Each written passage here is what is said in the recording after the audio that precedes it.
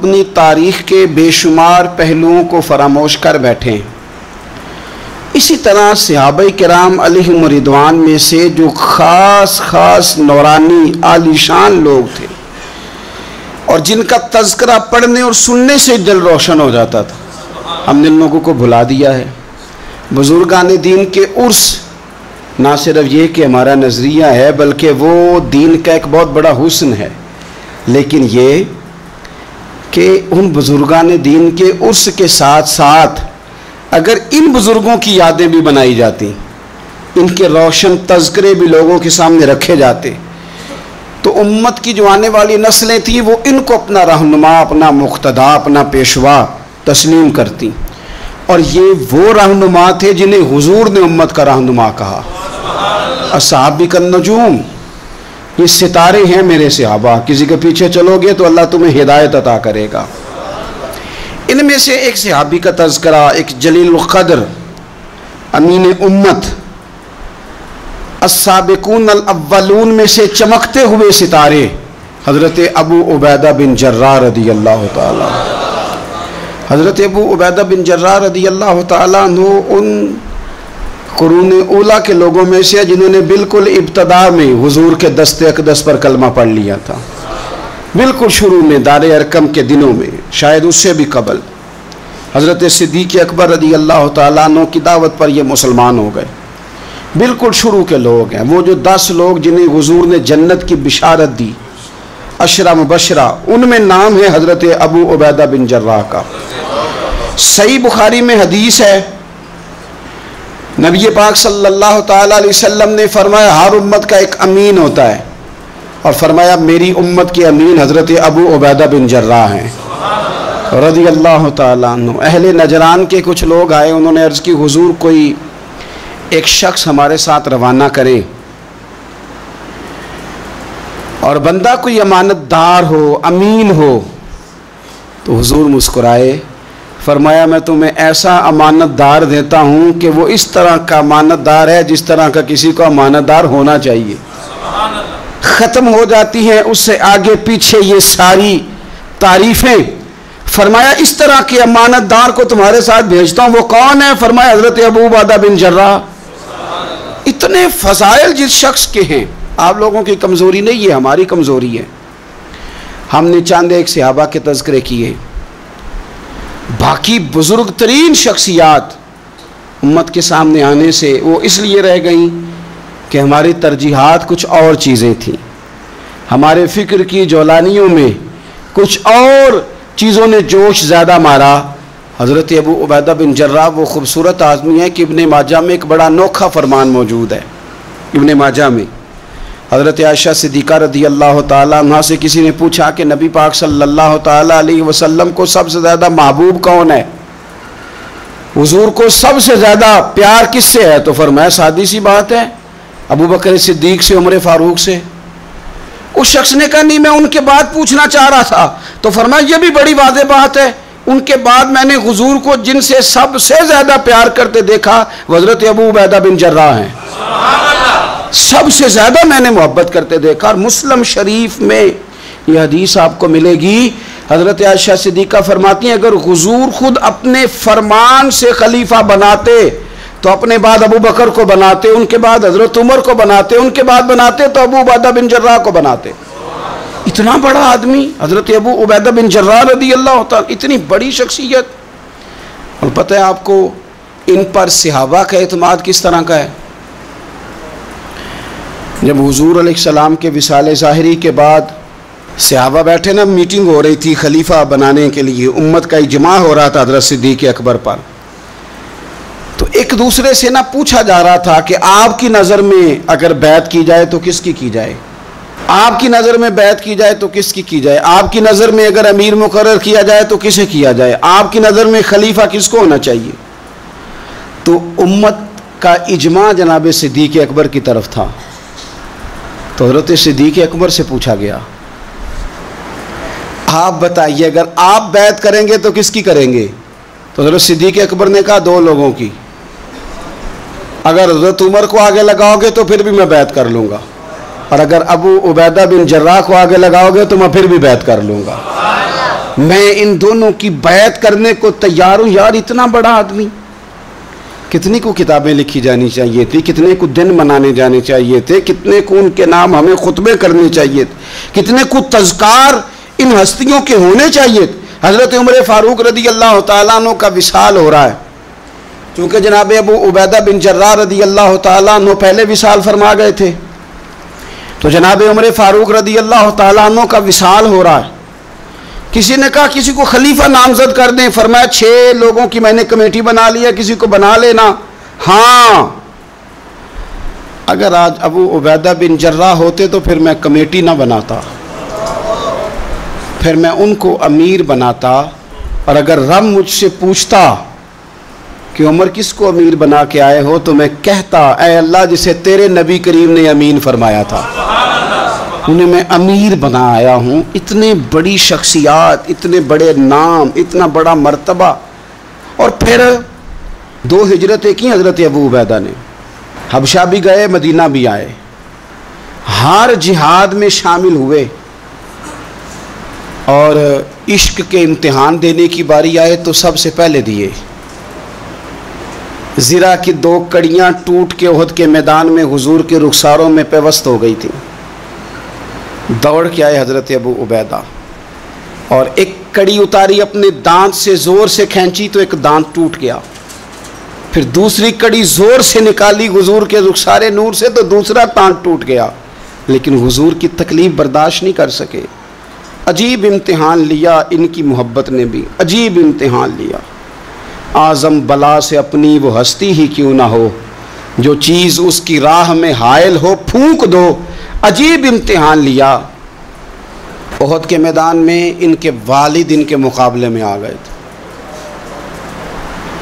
यहाँ तो मुकाबला होता है ना दौलत और दीन का, तो लोग कमज़ोरी दिखा जाते हैं। वतन और दीन का तो लोग कमज़ोरी दिखा जाते हैं। यहाँ तो मुकाबला होता है ना हमारा अपने नफ्स की ख्वाहिशात और दीन का, तो गलबा कुछ और चीज़ें ले जाती हैं, लेकिन सामने बाप है और इस तरफ दीन है, हुजूर की मोहब्बत है, नबी पाक की गुलामी है। मुकाबला हो रहा है, कबूल किसको करना है। तो हज़रत अबू उबैदा ने फिर फैसला किया, मैदान उहद में तलवार उठाई और बाप की गर्दन काट के फेंक के लोगों को बताया कि कायनात में हम सबसे बढ़ के प्यार करते हैं तो मदीने वाले महबूब से करते हैं। उतार दी गर्दन बाप की। हज़रत अबू उबैदा बिन जर्राह रज़ी अल्लाह तआला अन्हु ने इस तरह कुर्बानियाँ पेश की। मैदान के आदमी थे, मैदान में रहे, सारी ज़िंदगी मैदान में रहे, लश्करों की क़यादत की सारी ज़िंदगी। हज़रत अबू बकर सिद्दीक़ रज़ी अल्लाह तआला अन्हु ने इनको जिहाद के लिए भेज दिया था। हज़रत उमर का बड़ा एतमाद रहा। दोस्ती किससे थी? हज़रत मुआज़ बिन जबल से। गहरे दोस्त कौन थे? हज़रत खालिद बिन वलीद। इन लोगों से गहरी दोस्ती थी। सादा बूदोबाश्त, सादा खाना, सादा उठना बैठना, सादा मिजाज। हज़रत उमर फ़ारूक रज़ी अल्लाह तआला अन्हु मुल्क शाम गए, ये भी मुल्क शाम में थे। जनाब उमर फ़ारूक के मिजाज में जलाल था। आपने कुछ लोगों को देखा जिन्होंने ज़र्क बर्क लिबास पहन लिए, बड़े बड़े आलीशान बंगले बना लिए, बड़े बड़े घरों में रहने लगे। तो हज़रत उमर को इतना जलाल आया कि ज़मीन पर उतर के ना संगरेज़े उठा के तो लोगों को मारते थे। फरमाते थे इतनी जल्दी हुजूर की तालीम भूल गए और तुमने अजमियों के तरीके अपना लिए। इतनी तकलीफ के साथ हज़रत उमर गुफ्तगू करते, लेकिन हज़रत अबू उबैदा से मिलते तो फरमाते यार थोड़ी रोटी भी खाया कर, कभी तू भी कपड़े बदल लिया कर। इतना फ़क्र, इतनी सादगी। अव्वलीन लोगों में से जिनके लिए लोग मुसलमानों का अमीरुल मोमिनीन बनाने की बातें कर रहे हैं। हज़रत उमर मिलने गए तो किसी चटाई के टुकड़े की तय 2-3 लगा के घोड़े पे उसको रख लिया जाता था सवारी करने के लिए, ताकि पसीना ना आए। उसी को उतार के ना तो सराहना बना के बैठे लेटे हुए ज़मीन पे। हज़रत उमर मिलने गए तो हज़रत उमर फ़ारूक रज़ी अल्लाह तआला अन्हु को भी अपने साथ ज़मीन पे बिठा लिया। तो हज़रत उमर फरमाने लगे मैंने तो रोटी खानी है तुझसे, दोस्त है मेरा, खाना खिला। तो कहने लगे खिलाते हैं ना, खिलाना क्यों नहीं। ये भी लोग थे, इसी धरती पे रहते थे। इन लोगों को ना किसी चीज़ ने अपने कब्ज़े में नहीं लिया, ना औरतों की बातें इन्हें बहला सकीं, न बच्चों की ख्वाहिशात के हत्थे चढ़े, न ज़माने की तेज़ दौड़ में शामिल हुए, न किसी कहानी का हिस्सा बने, न लोगों की ये बातें कि दौर बदल गया, कोई चीज़ हैवी नहीं हुई। इसलिए कि इन्होंने फ़कीरी मदीने वाले महबूब से सीखी थी। फ़क्र मेरे नबी करीम अलैहिस्सलाम से सीखा था। फ़क्र ताज़ा था, ज़हन वसी था। हज़रत सैयदना उमर ने कहा रोटी खानी है, तो थैले में हाथ डाला, 2 खुश्क टुकड़े रोटी के निकाले और फरमाया खा ले। तो हज़रत उमर ने पकड़ के मुंह में रखे, चबाए और जनाब उमर रो पड़े। फरमाने लगे हर बंदे को दुनिया ने अपने कब्ज़े में कर लिया है, लेकिन अबू उबैदा तो आज भी बचा हुआ है। दुनिया तुझे अपने जाल में फंसा नहीं सकी, तू काबू नहीं आया, तू आज भी अपनी जगह पे कायम है। तू वहीं खड़ा है जहां मदीने वाले महबूब ने हमें खड़ा किया, तू वहीं खड़ा है यार। इतने हसीन आदमी, इतना बड़ा नाम, इतना बड़ा कद, इतना बड़ा किरदार, इतना बड़ा हुस्न, हजारों की फौज के सिपा सालार हैं। अगर मैं कह दूं चीफ ऑफ आर्मी स्टाफ हैं, मेरा ख्याल है मेरी बात गलत ना होगी। इतनी बड़ी फौज के सिपा सालार, और उस फौज के सिपा सालार जिसमें कई दफ़ा सिपाही बन के हज़रत खालिद बिन वलीद भी लड़ाई कर रहे हैं। इतनी बड़ी फौज को कमान करते हैं। लिबास वही सादा, ग़िज़ा वही सादा, अंदाज वही। रूमी बहुत बड़ी ताकत समझते थे अपने आप को। जनाब उमर के ज़माने में उनके खिलाफ लश्कर कुशी हुई। अमीर कौन है? हज़रत अबू उबैदा। हाथ में तलवार पकड़ी, घोड़े पे बैठे चले गए, मुहासरा कर लिया रूमियों का, घेर लिया। अब रूमियों ने कुछ थोड़ी सी मुज़ाहमत करने की कोशिश की, बाहर आए, लेकिन कुछ भी ना हो सका, मुंह की खा के वापस अंदर चले गए।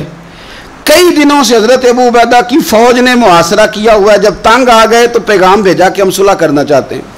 फरमाया सुलह तो मुसलमानों का पसंदीदा काम है, आ जाओ। ने कहा जी हम जजिया दे देंगे, हम किसी तरीके मुसलमानों के इताअत में आ जाएंगे, आप हमसे बात करें। फरमाया भेजो। उनका सिपा सालार आया। उन्होंने रोब डालने के लिए ना मुसलमानों पे सिपा सालार को बड़े कीमती कपड़े पहनाए, जर्क बर्क लिबास, आलीशान पोशाकें, 5-7 लोग साथ। ये लोगों का तरीका होता है।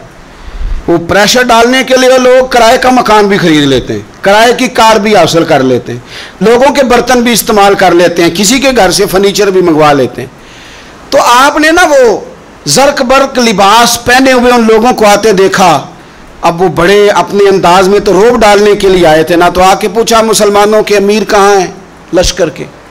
तो उन्होंने कहा इधर ही थे, यहीं कहीं होंगे। वो बड़ा हैरान हुआ कि हम तो बड़े लाओ लश्कर के साथ आए। याद रख लें रोब कपड़ों का नहीं होता, रोब किरदार का होता है। फिर पूछा कहाँ हैं? ने कहा जनाब वो सामने खेमे में देख लो। वो खेमे में गए तो इतनी बड़ी फौज का सिपा सालार जमीन पे बैठे और अपने तीर सीधे कर रहे हैं। अब वो बड़े जर्क बर्क लिबास में कहने लगा अबू उबैदा बिन जर्राह आप हैं? फरमाया मैं ही हूँ। कहा मिलना था? फरमाया आ जाओ। कहने लगा आप तो ज़मीन पे बैठे हैं। तो आप फरमाने लगे हमारे बुजुर्ग ज़मीन पे ही चलते थे, ज़मीन पे ही बैठते थे, ज़मीन पे ही खाते थे, नींद आती थी तो ज़मीन पे ही सो जाते थे। वो हैरानगी से कहने लगा आप इतने बड़े सिपा सालार होके इस तरह रहते हैं? फरमाने लगे मेरी ज़रूरियात सारी पूरी होती हैं, फिर भी कभी कोई मुश्किल बन जाए तो मैं थोड़ा सा कर्जा ले लेता हूँ हज़रत मुआज़ बिन जबल से। उनको मुश्किल आ जाए तो मुझसे ले लेते हैं। तो बिल्कुल सही गुजारा हो रहा है कि इस तरह क्यों बैठे हैं? ये क्या बात हुई? हमारे यहाँ लोगों का रोना धोना नहीं, रोज मकान कोई नहीं तो रो पड़े, बच्चे की शादी करानी है तो रो पड़े, ओहो जी क्या बताएं गरीबी बड़ी है तो रो पड़े। जमीन पे बैठे हैं, जमीन पे बैठ के खुश्क टुकड़े खा रहे हैं, पर कह रहे हैं बड़े मुतमईन है। यार क्या हुआ? कोई ऐसा मसला नहीं। अगर कभी मुश्किल आ जाए तो मेरे दोस्त है हज़रत मुआज़ बिन जबल, थोड़ा कर्जा ले लेता हूं, उनको जरूरत पड़े तो मुझसे ले लेते हैं। रूमी सुलह भी कर गए, बात भी कर गए, पर जहां जहां गए ना हज़रत अबू उबैदा बिन जर्राह का फ़क्र भी बयान करते गए। वो फ़क्र भी बयान कर, क्या करें अब तो भाई पीरों की कोठियां भी देखने के काबिल हैं, क्या बताएं आप। अब तो जो ज़्यादा फ़कीरी का दर्स देता है ना, उसकी पजारों देख के बंदा परेशान भी हो जाता है कि इस पजारों से निकल के इसने फ़क्र का दर्स दिया है। अब तो जनाब लोग यही कहानी आके सुनाते हैं, यही कहानी। यानी कुछ अमीर लोग हैं वो कई दफ़ा जलसों का टाइम लेने आते हैं तो लगता है कि पीराने पीर हैं, कहते हैं फलाने पीर साहब भी मेरे पास आते हैं, फलाने भी आते हैं, फलाने भी आते हैं, फलाने भी। शुक्र है जी अल्लाह का, फलाने को फ़ोन करूं तो वो आ जाया करता है। तो मैंने एक से कहा, मैंने कहा यार आपने लिया क्या, सीखा क्या? आप तो अभी भी वहाँ खड़े हैं कि दौलत ही सारा कुछ है। क्या लिया आपने इतने पीरों को बुला के, हासिल क्या किया, मिला क्या? आज भी अगर वहीं खड़े हो तो फिर आपने फ़क्र से क्या सीखा? कुछ भी नहीं। फिर तो आपने ना, मैं पहले भी एक दिन कहा था, फिर कहता हूँ, मैं कहता हूँ हमें ब्रांड ना बनाया करो, खुदारा मशहूर आदमी समझ के दावत ना दो, दीन का खादिम समझ के दावत दो। ऐसा काम ना करो कि फलाना बंदा बड़ा मशहूर है तो उसको दावत दे ले।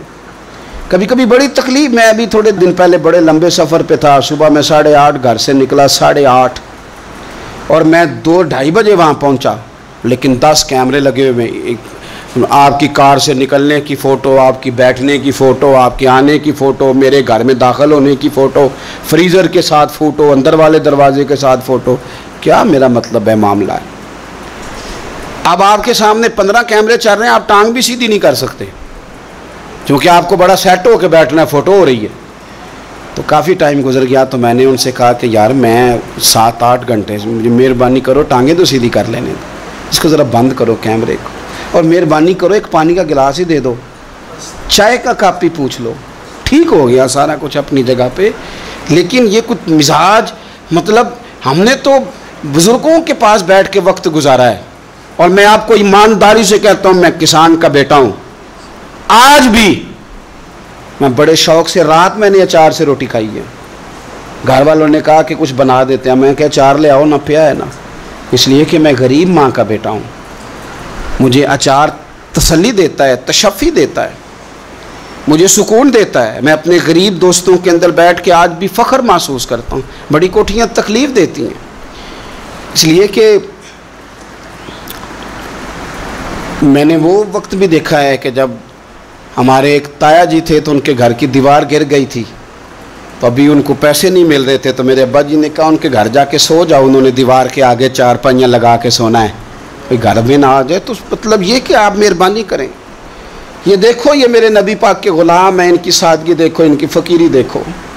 2-4 दिन पहले बच्चों का खाना पका हुआ था, बच्चे लाइन में ना, खाना काफ़ी सारे बच्चे हैं, तो रात को लाइन में लग के रोटी लेते हैं। मैं भी लाइन में लग गया बच्चों के साथ।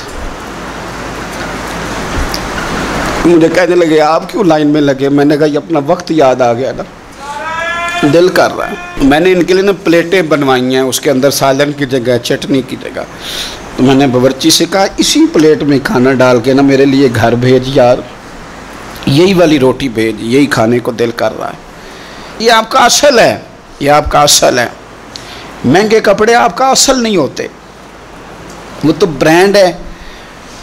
उसमें तो आप बैठते हैं तकल्लुफ़ से कि इनको सिलवटें न पड़ जाए, उसमें तो आप किसी से सही तरीके से सीना भी नहीं मिलाते कि कहीं को मसला ना बन जाए। हज़रत अबू उबादा बिन जर्राह रज़ियल्लाहु ताला अन्हु ना अपने घर में बैठ के रो रहे थे, रोते जा रहे थे। तो किसी ने कहा क्यों रो रहे हैं? मुस्नद इमाम अहमद बिन हंबल में मौजूद है। फरमाने लगे नबी पाक अलैहिस्सलाम ने मुझे एक दिन कहा था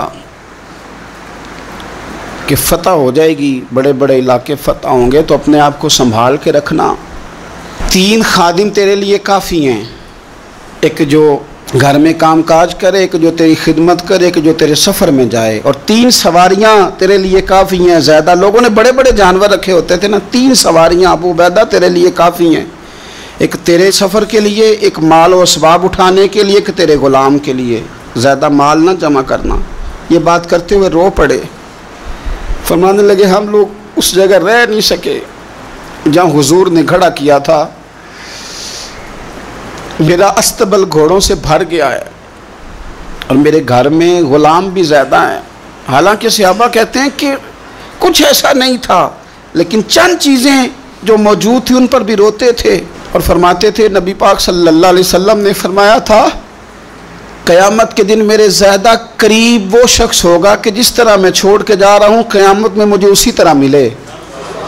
फरमाने लगे मैं उस तरह नहीं रह सका, सोचता हूँ नबी पाक को क्या मुँह दिखाऊँगा, क्या मुँह दिखाऊँगा करीम को। रो रहे हैं, घर में बैठ के रो रहे हैं। मुल्क शाम में ना ताउन का मर्ज़ फैल गया। हज़रत अबू उबैदा वहाँ थे, हज़रत उमर ने ख़त लिखा, फरमाया जल्दी आ जाओ, आपसे मशवरा करना है। आप समझ गए कि उमर ना मुझे यहाँ से निकालना चाहते हैं कि मुझे मर्ज़ ना लग जाए। जवाब लिखा, कहने लगे मुझे पता है जो मशवरा आपने करना है, मैं मुसलमानों को अकेला छोड़ के नहीं आ सकता, मैं लश्कर का सिपहसालार हूँ, कैसे आ जाऊँ, मैं यहीं रहूँगा। हज़रत उमर ने ख़त लिखा कि फिर आप जाबिया की जानिब भी चले जाएँ, थोड़े से वहाँ मौसम ठीक है, वहाँ तशरीफ़ ले गए। ताउन जब पूरी तरह फैल गया तो मिंबर पे खड़े होकर हज़रत अबू उबैदा बिन जर्राह ने खुतबा दिया। फरमाने लगे इस मर्ज़ से घबराना ना, तुमसे बहुत पहले जो साले लोग थे, नेक लोग थे, वो इस मर्ज़ की वजह से विसाल कर गए। ये नेक लोगों की मौत का सबब बना है, लोगों घबराना ना। फरमाया करते थे मैं तो दुआ करता हूँ मुझे भी खुदा की रहमत से हिस्सा मिले। आप जुमे की नमाज मस्जिद अक्सा में पढ़ने जा रहे थे तो रास्ते में ताउन का हमला हुआ, विसाल हुआ ताउन के मर्ज से। अशरा मुबशरा सहाबी, अमीन उम्मत, 58 साल उम्र, जनाजा हज़रत मुआज़ इब्ने जबल ने पढ़ाया और फरमाने लगे लोगों पता है तुम्हें आज कौन गया है? आज वो गए हैं जिन्हें हुजूर ने अमीन उम्मत कहा था। आज वो हस्ती उठ गई जिन्हें नबी करीम अलैहिस्सलाम ने अमीन उम्मत फरमाया था। हज़रत मुआज़ इब्ने जबल ने जनाजा पढ़ाया तो कुछ दिनों में हज़रत मुआज़ इब्ने जबल भी ताउन के मर्ज़ से विसाल कर गए, उन पर भी ये हमला हुआ। मुल्क शाम में हज़रत अबू उबैदा बिन जर्राह का मज़ार पुरनवार है। हुजूर से फ़क्र सीखा, ज़िंदगी फ़कीरी में